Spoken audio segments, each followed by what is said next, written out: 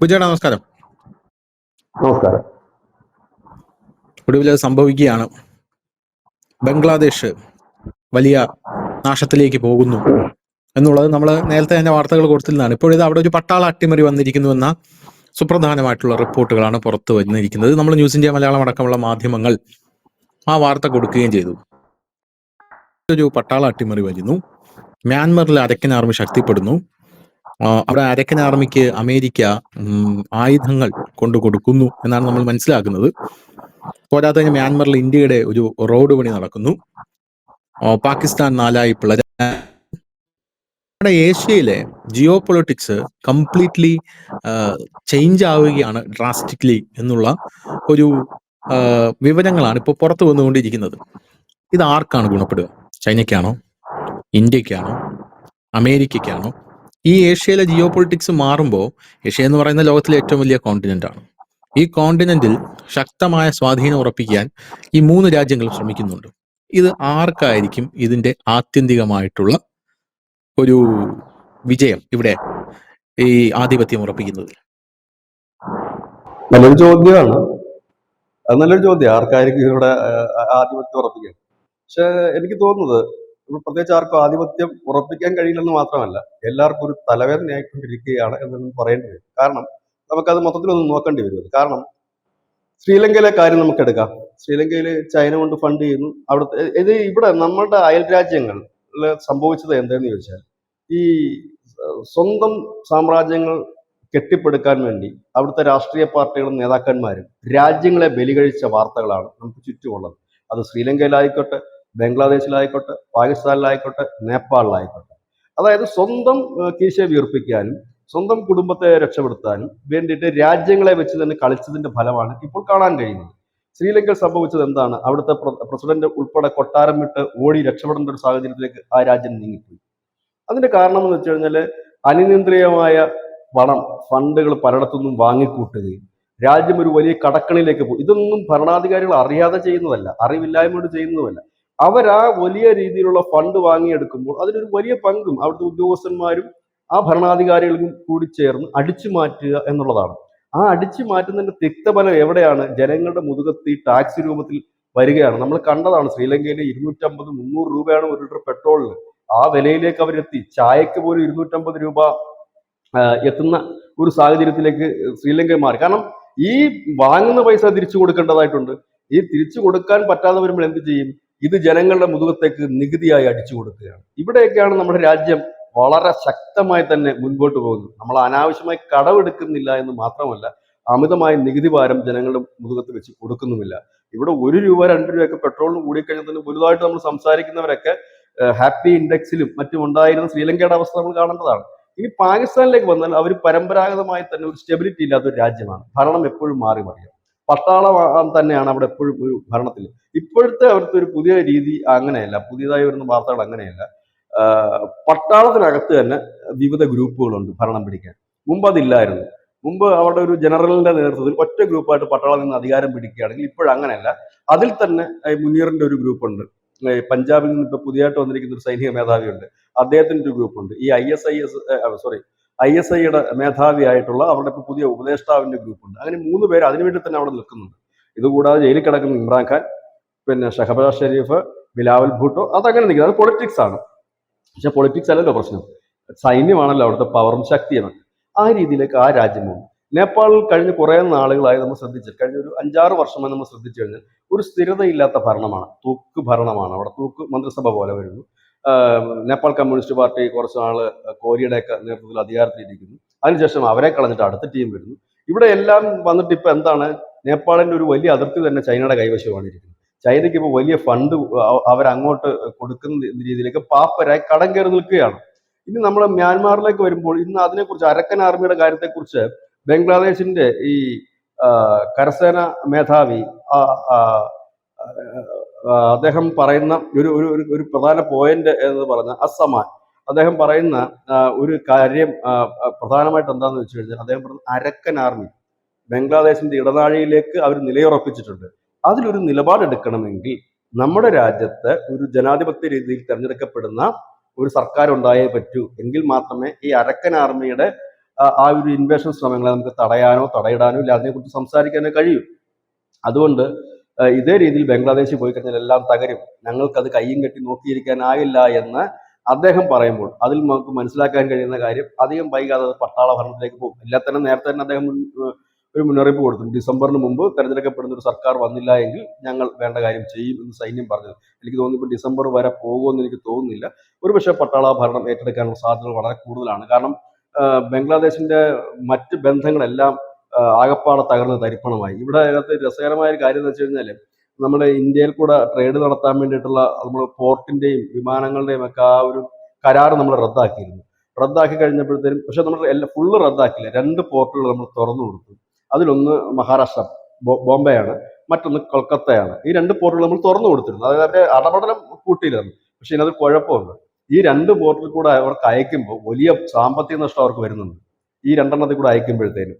മറ്റുള്ളത് അങ്ങനെയല്ലായിരുന്നു, road മാർഗവും മറ്റുമൊക്കെ കൊണ്ടുപോകാനുള്ള സൗകര്യങ്ങളുണ്ടായിരുന്നു. അപ്പം അത് ഇന്ത്യയെ വെറുപ്പിച്ചുകൊണ്ട് കിട്ടിയത്. അപ്പൊ ഒരു രാജ്യത്തെ വെറുപ്പിച്ചുകൊണ്ട് പോകാൻ കഴിയില്ല. അതിന്റെ ഒരു തിക്ത ഫലം ഇനിയിപ്പോ ചൈനയെ പിടിച്ചാലും ഇത് ചൈന വഴി കൊണ്ടുപോകാൻ പറ്റില്ലല്ലോ. അത് വലിയ റിസ്ക് അല്ലേ, ചൈന വഴി കൊണ്ടുപോകാന്നുള്ളത്.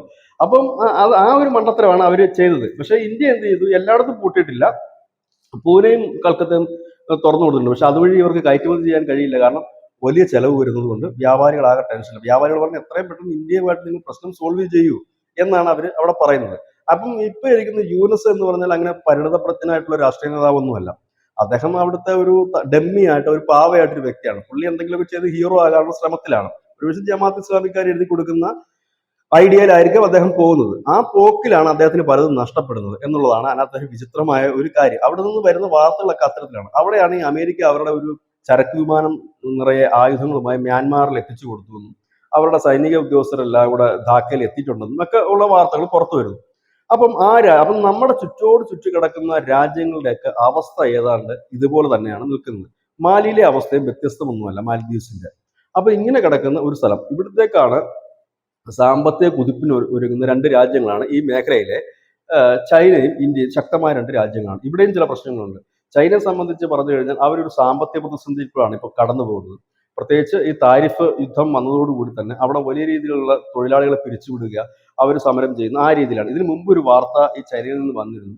കാരണം ഇവരുടെ ഈ ഫണ്ടെല്ലാം, ചൈന എപ്പോഴും അവരുടെ ഫണ്ട് മുടക്കുന്നത് മറ്റു രാജ്യങ്ങളുടെ റിയൽ എസ്റ്റേറ്റിന് വേണ്ടിയിട്ടാണ്. അതെല്ലാം അവിടെ ബ്ലോക്കായി കിടക്കുന്നതുകൊണ്ട് ഈ ബാങ്കുകൾക്ക് മുമ്പിലൊക്കെ സമരം ചെയ്യുന്ന ചിത്രങ്ങളടക്കം മുമ്പ് ഒരു വാർത്ത വന്നു. അങ്ങനെ അവരൊരു പ്രതിസന്ധി നിൽക്കുന്ന ഒരു ഘട്ടം ഒന്നത്. രണ്ടാമത് ഇന്ത്യയെ സംബന്ധിച്ച് പറഞ്ഞു കഴിഞ്ഞാൽ ഇന്ത്യക്ക് ഇത് മുൻപോട്ട് പോകണം. അതിനോടൊപ്പം തന്നെ ഇനി സംഭവിക്കാൻ പോകുന്ന കാര്യങ്ങൾ, നമ്മുടെ ചുറ്റു കിടക്കുന്ന രാജ്യങ്ങൾ ശിഥിലമായി കഴിഞ്ഞാൽ നമുക്ക് മാത്രമല്ല ഈ ലോകത്തിന് തന്നെ ഒരു ഭീഷണിയായിട്ട് മാറും. കാരണം ഇവിടെ എല്ലാം ഉള്ളത് ഭീകരവാദമാണ്. ഈ ഭീകരവാദം ഒരു ക്യാൻസറാണ്. അത് മറ്റിടങ്ങളിലേക്ക് പടരും എന്നുള്ള കാര്യത്തിൽ യാതൊരു തർക്കവുമില്ല. അതായത് ഇപ്പൊ ചൈനയും ഇന്ത്യയും ഏറ്റവും കൂടുതൽ ടെൻഷൻ എടുപ്പിക്കുന്ന ഒരു പ്രധാനപ്പെട്ട കാര്യം എന്തെന്ന് ചോദിച്ചു കഴിഞ്ഞാൽ നമ്മുടെ അതിർത്തിയിലേക്ക് വേണ്ടി നമ്മൾ കുറച്ചധികം സമയം ശ്രദ്ധിക്കേണ്ടതായിട്ടുണ്ട്. ഒപ്പം നമ്മുടെ രാജ്യത്തിനകത്തും ശ്രദ്ധിക്കണം. കാരണം ബംഗ്ലാദേശ് ആയാലും നേപ്പാൾ വഴി കടന്നു വരുന്ന ടെററിസ്റ്റുകളായാലും, ഒപ്പം തന്നെ ഈ പറയുന്ന പാകിസ്ഥാനിലെ ടെറർ ഗ്രൂപ്പുകളായാലും, ശ്രീലങ്കയിലൊക്കെ പതുക്കെ തലപൊക്കുന്ന LTTയുടെ ഗ്രൂപ്പുകളായാലും, ഇതൊക്കെ നമ്മുടെ രാജ്യത്തുണ്ടാക്കുന്ന ആ ഒരു ടെൻഷൻ ചെറുതൊന്നുമല്ല. ഇതിനെ നമ്മൾ ഹാൻഡിൽ ചെയ്യണം. കഴിഞ്ഞ ദിവസം ഈ ചൈനയുടെ വിദേശകാര്യമന്ത്രിയും അഫ്ഗാൻ വിദേശകാര്യമന്ത്രിയും ഒരു കൂടിക്കാഴ്ച നടത്തി.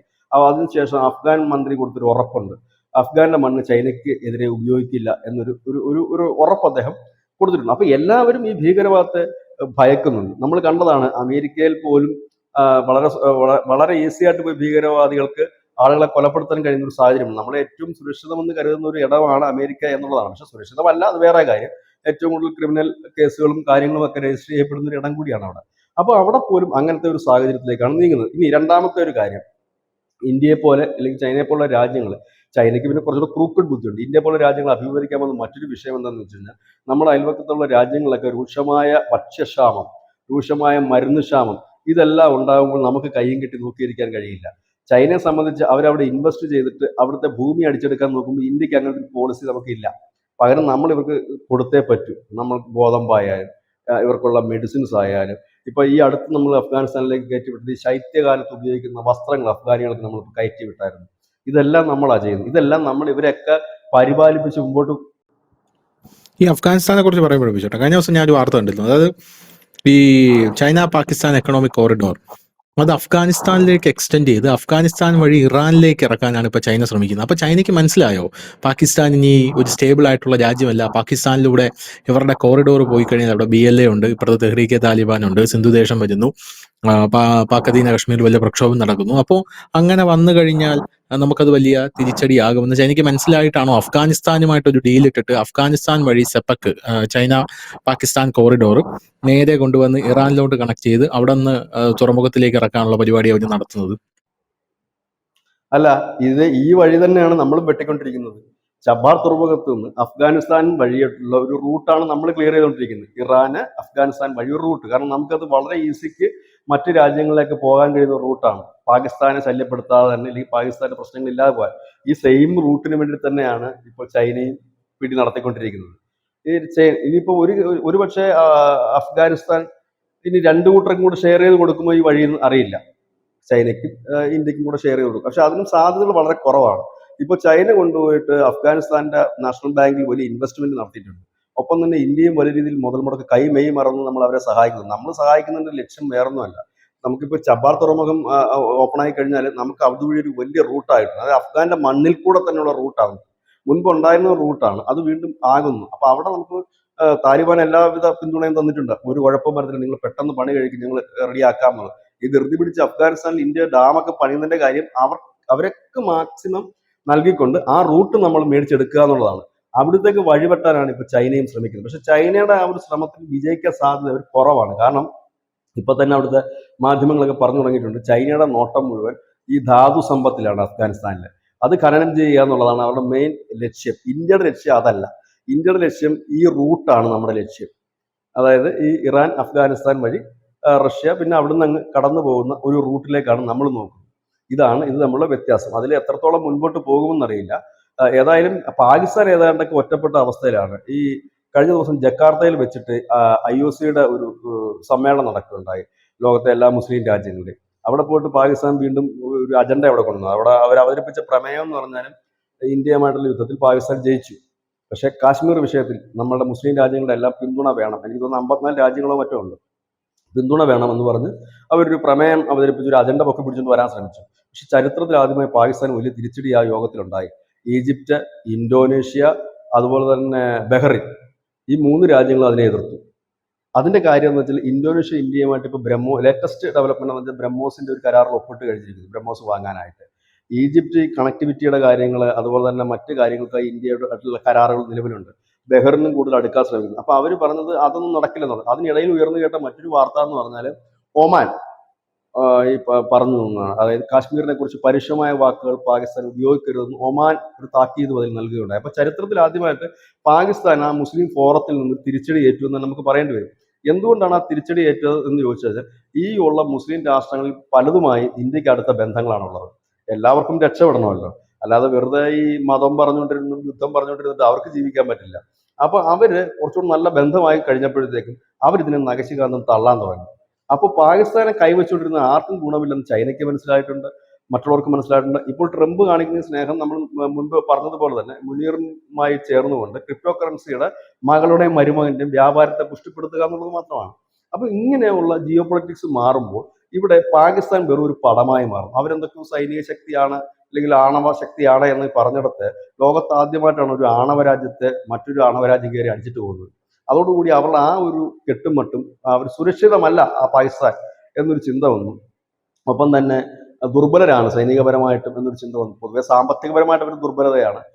ഇപ്പൊ IMF-ന്റെ വായ്പ കൊടുക്കുന്നതിലും ചില ബുദ്ധിമുട്ടുകൾ ഉണ്ട് എന്നാണ് പുറത്തു വരുന്ന വാർത്ത. കാരണം IMF പറയുന്നത് ഇത് എങ്ങനെ ഇവർ തിരിച്ചടയ്ക്കും എന്നുള്ള ഒരു വലിയ ചോദ്യം അവിടെ ഉയരുന്നുണ്ട്. അതൊരു കാര്യം. അതുപോലെ തന്നെ മറ്റൊരു കാര്യം എന്ന് വെച്ചാൽ ഈ ചൈന ഇടപെട്ട് കുളവാക്കിയ ഒരു രാജ്യമാണ് നേപ്പാൾ. അതിന്റെ അവസ്ഥ നമുക്കറിയാം. മ്യാൻമാറിന്റെ കാര്യം എന്ന് വെച്ചാൽ എല്ലാവരും കൂടെ കയറി കുളവാക്കിയ ഒരു രാജ്യമാണ് മ്യാൻമാർ. ഇനി ഇതൊക്കെ അല്പമെങ്കിലും കുഴപ്പമില്ലാതെ നിൽക്കുന്ന ഭൂട്ടാൻ മാത്രമേ ഉള്ളൂ. ബാക്കിയുള്ളവരൊക്കെ ഏതാണ്ടൊക്കെ ഒരു അവിയൽ പരുവത്തിലാണ് നിൽക്കുന്നത്. എപ്പോഴും പ്രശ്നങ്ങളും കലാപങ്ങളും. അതായത് നമ്മുടെ അയല് കെട്ട്, നമ്മൾ മലയാളത്തിൽ പറയില്ലേ, നമ്മൾ കെട്ടാലും നമ്മുടെ അയല് കെട്ടരുതെന്ന് പറയും. കാരണം അത്യാവശ്യത്തിന് ഓടിച്ചാൽ നമ്മുടെ അയലേ ഉള്ളൂ. ഇതിപ്പം ഇന്ത്യ വെച്ച് നോക്കുകയാണെങ്കിൽ ഇന്ത്യയുടെ 4 അതിരിലും തമ്മിത്തല്ലും കലാപവും ആഭ്യന്തര യുദ്ധവും ഒക്കെ നടന്ന് പട്ടിണിയും ദാരിദ്ര്യമുള്ളൊരു ജനമാണ്. ഇവരുടെ ഇടയിൽ നിന്ന് ഇന്ത്യക്ക് മാത്രമായിട്ട് ഉയരാൻ കഴിയില്ല. കാരണം ഒന്ന്, നമ്മുടെ ആഭ്യന്തര സുരക്ഷ ശക്തമാക്കേണ്ടി വരും. രണ്ടാമത്തെ കാര്യം എന്ന് വെച്ചാൽ ഇവർക്കൊക്കെ ഒരുപാട് സഹായങ്ങൾ ചെയ്യേണ്ടി വരും.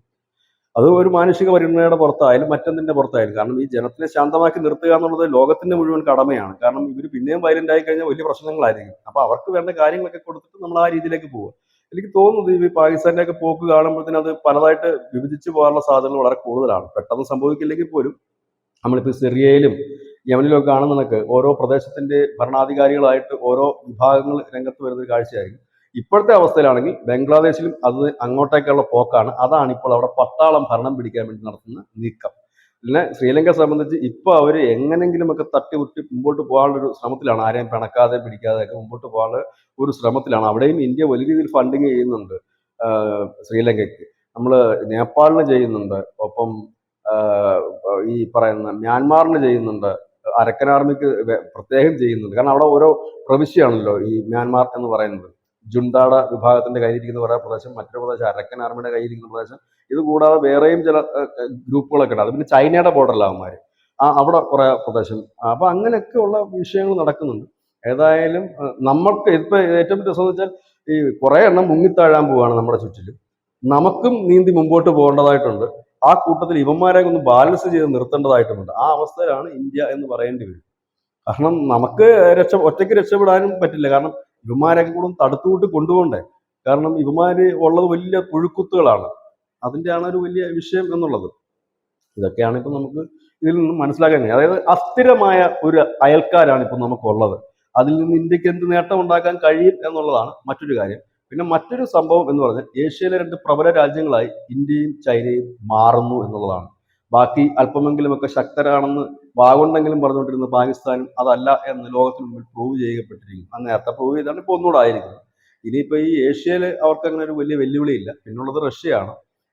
അത് എക്കാലവും ഇന്ത്യയുടെയും ചൈനയുടെയും കൂടെ നിൽക്കുന്ന ഒരു രാഷ്ട്രമാണ്. ഒരുപക്ഷെ ഭാവിയിൽ മറ്റൊരു സഖ്യം രൂപപ്പെട്ടേക്കാം. കാരണം ഇപ്പോഴത്തെ ജിയോ പൊളിറ്റിക്സ് തന്നെ ശ്രദ്ധിച്ചിട്ടുണ്ടോ? അനുനിമിഷമാണ് മാറുന്നത്.